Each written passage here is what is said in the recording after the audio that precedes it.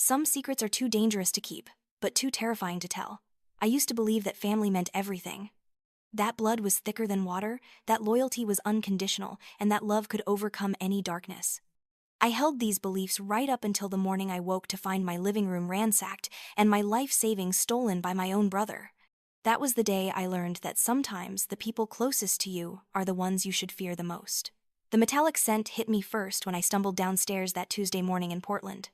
It was sharp and cold, like fresh ink from newly signed checks. The living room looked like a hurricane had torn through it. Drawers hung open like gaping wounds, papers scattered across the hardwood floor like fallen leaves. My hands trembled as I picked up the withdrawal slips, each one bearing my forged signature.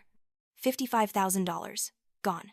The family photo from our trip to Cannon Beach last summer lay face down on the coffee table, glass shattered.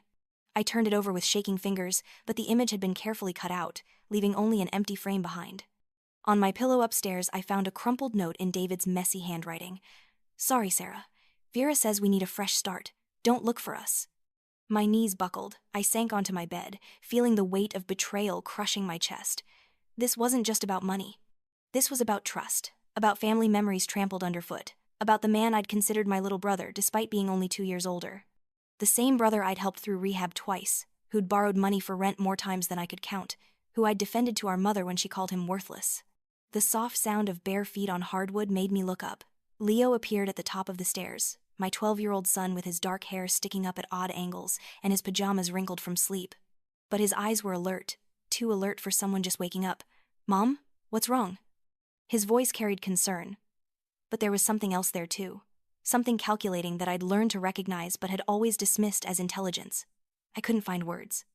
How do you explain to a child that his uncle had just destroyed our financial security? That the man who taught him to play chess and took him to baseball games was nothing more than a common thief? Leo walked closer, his gaze falling to the withdrawal slips in my hands.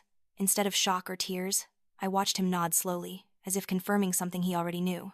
Then he smiled, and that smile made my blood run cold. "Don't worry, Mom, I already handled it." He pulled out a sleek black phone, definitely not the basic smartphone I'd bought him for emergencies. His fingers moved across the screen with practiced ease, pulling up what looked like a detailed dossier. "That's Vera Collins. She's not who she says she is." The screen displayed arrest records, outstanding warrants, aliases. My head spun as Leo scrolled through police reports and court documents with the casual efficiency of a private investigator. I've been tracking Uncle David's phone, copying his messages. When I realized Vera's name wasn't real, I dug deeper. Public records are everywhere if you know where to look. I stared at my son, this child who still needed reminders to brush his teeth, speaking like he'd been conducting surveillance operations. "Leo, how did you—" "Everything's already been taken care of," he interrupted, his voice carrying an edge of satisfaction that chilled me. "Uncle David isn't as smart as he thinks he is." The knock at the door came 2 hours later. Detective Halverson and Officer Diaz stood on my porch, their faces grave but professional. They explained how David and Vera had been arrested at a gas station 40 miles south, caught with forged documents and detailed escape plans. The evidence was overwhelming. ATM footage, bank records, a paper trail that led straight back to our house. Someone called in an anonymous tip, Detective Halverson explained, handing me photos from the scene. Whoever it was knew their exact location and had detailed information about their crime spree across 3 states. I glanced at Leo, who sat quietly in his chair, his expression unchanged. The anonymous tip wasn't anonymous at all. That afternoon, my phone rang with a call from the county jail. David's voice was hoarse, desperate. "Sarah, don't hang up. They set us up. Someone who knows us, knows everything about our plans, our routes, even the burner phone we bought. Who else could know all that?" I looked at Leo, who was watching me with those 2 knowing eyes. "David, you made your choice. You signed my name. You stole from me. You don't understand. They're playing a game with us, with all of us. Vera's dangerous, but this is bigger than her. Be careful, Sarah. Be very careful." The line went dead. Leo tilted his head, studying me like I was a chess piece he was considering moving. "She probably betrayed him," he said casually. "Criminals eat each other alive." That night, I found Leo's notebook on the kitchen counter. The page was open to a detailed drawing of a chessboard, each square meticulously labeled. Pawns had advanced across the board, all promoted to queens.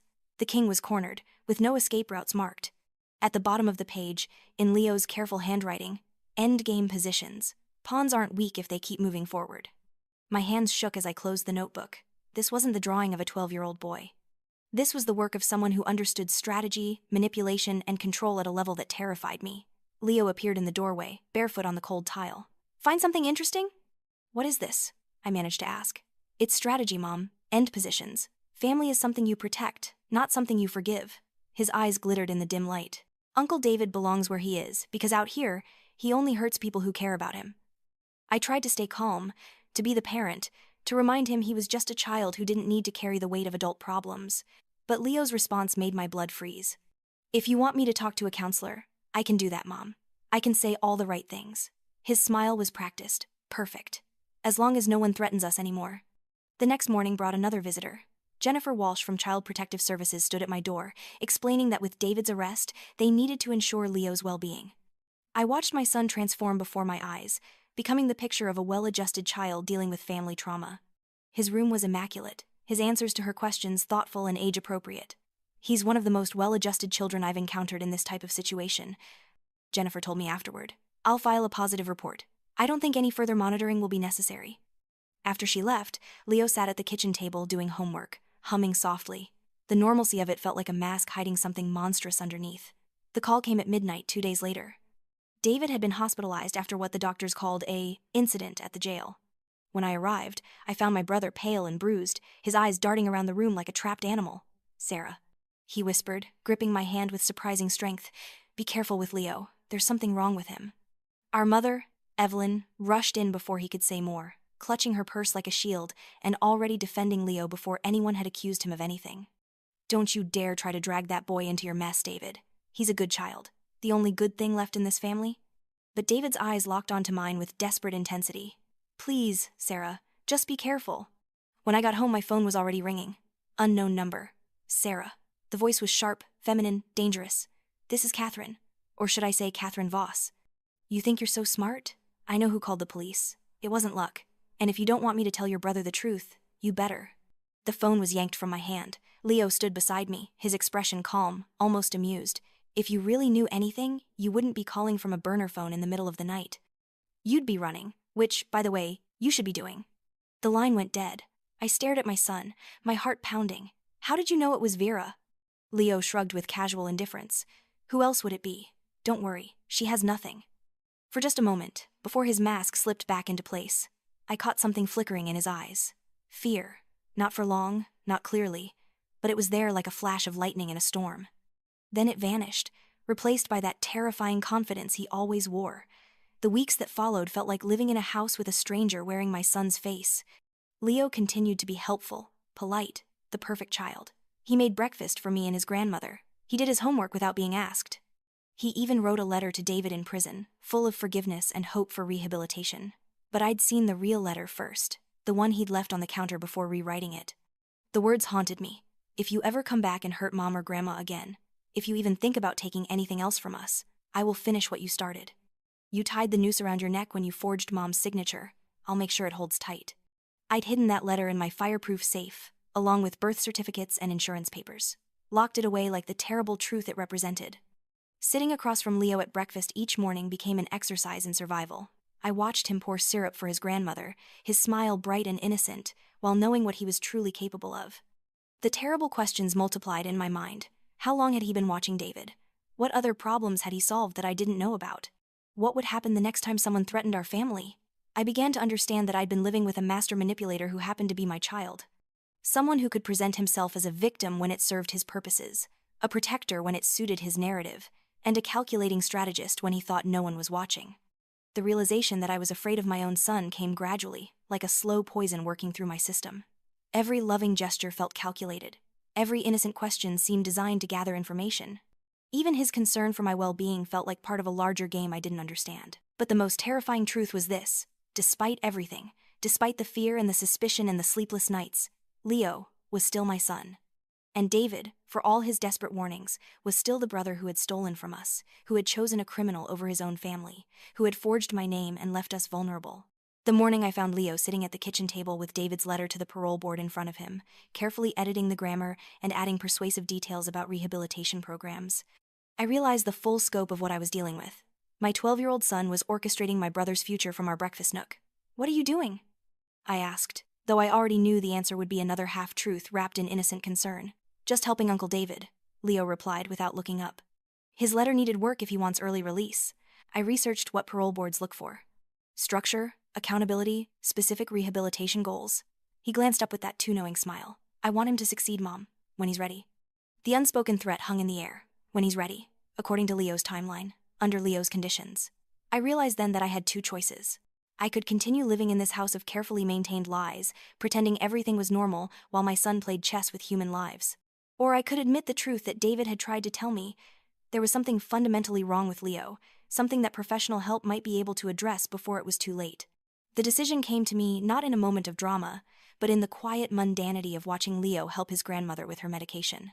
The gentle patience in his voice, the careful way he organized her pills, the loving smile he gave Harold of it, felt like a performance for an audience of one.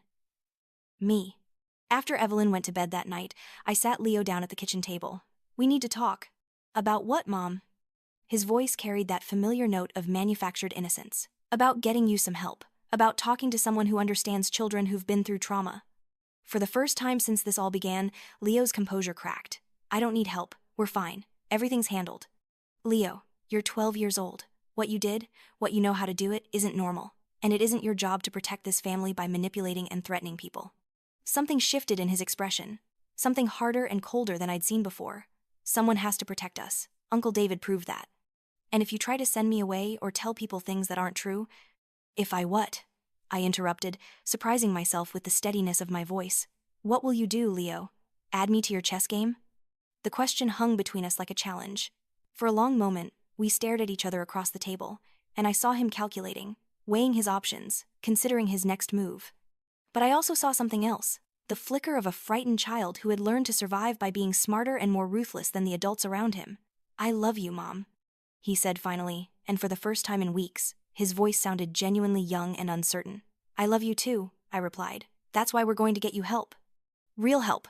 Not because you're broken or bad, but because you're carrying weight that no child should have to bear.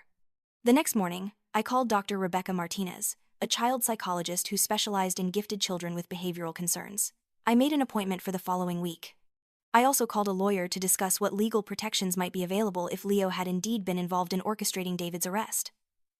Most importantly, I retrieved that hidden letter from my safe. Not to use as evidence against my son, but as a reminder of how far things had gone and how much farther they could go if left unchecked. Leo accepted the news about therapy with surprising grace, though I suspected he was already planning how to present himself to Dr. Martinez. But that was a problem for professionals to solve, not for me to handle alone in the isolation of our kitchen conversations. For the first time in weeks, I slept through the night. Not because the danger had passed, but because I'd finally admitted it existed and taken steps to address it. I couldn't save David from the consequences of his choices, but I might still be able to save Leo from becoming someone who saw other people as chess pieces to be moved around at will. The real game was just beginning, but at least now I was finally playing it with my eyes open. And sometimes, that's the first step toward winning.